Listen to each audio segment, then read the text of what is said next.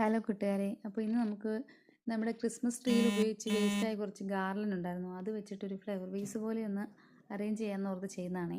അപ്പോൾ കുറച്ച് നമ്മൾ റൗണ്ട് ഷേപ്പിലാക്കി pink colour paper, yellow colour paper നേരത്തെ തന്നെ കട്ട് ചെയ്ത് വെച്ചിട്ടുണ്ടായിരുന്നു. അതെല്ലാം ഒന്ന് മടക്കി എടുത്തിട്ട് അതിൻ്റെ അറ്റം ഒന്ന് കോണാകൃതിയിൽ കട്ട് ചെയ്ത് കൊടുക്കുകയാണേ.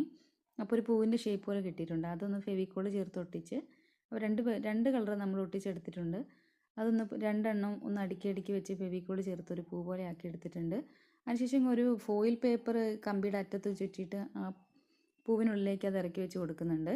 പിന്നെ നമ്മൾ ചെയ്യുന്നത് കുറച്ച് പറഞ്ഞില്ലേ ഗാർലൻഡ് ക്രിസ്മസ് ട്രീയിൽ യൂസ് ചെയ്തിട്ട് നമുക്ക് വേസ്റ്റായ കുറച്ച് ഗാർലൻഡ് ഉണ്ടായിരുന്നു.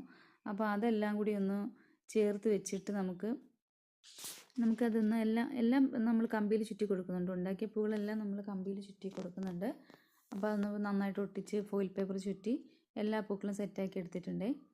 അപ്പോൾ ഇങ്ങനെ ആണ്. വലിയ ഭംഗിയില്ലെങ്കിലും ഷേപ്പിലൊന്നും അല്ല ഉണ്ടാക്കിയത്, പക്ഷേ ആ കളറിനൊരു ഭംഗി ഉണ്ടായതുകൊണ്ടാണ് ഇത് തോന്നുന്നത്. അപ്പോൾ ഗാർലൻഡ് നമ്മളൊരു കമ്പിയിൽ തന്നെ ചുറ്റിയിട്ട് തെർമോക്കോളിനുള്ളിലേക്ക് കുത്തി ഇറക്കി വെച്ച് കൊടുത്തു. എന്നിട്ട് നമ്മുടെ പൂക്കളെല്ലാം അതിനുള്ളിലേക്കൊന്ന് കുത്തി വെച്ച് കൊടുക്കുന്നുണ്ട്. നേരത്തെ നമ്മൾ ചെയ്തൊരു പൂവാണിത്. ഗാർലൻഡിൽ തന്നെ ചാർട്ട് പേപ്പർ വെച്ചിട്ടാണ് ആ പൂ ഉണ്ടാക്കിയിരിക്കുന്നത്.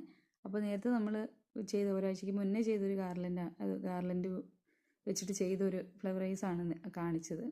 അപ്പോൾ ഇങ്ങനെയാണ് നമ്മുടെ പൂവിൻ്റെ ലാസ്റ്റ്. ഇഷ്ടമായാൽ ലൈക്ക് ചെയ്യണം.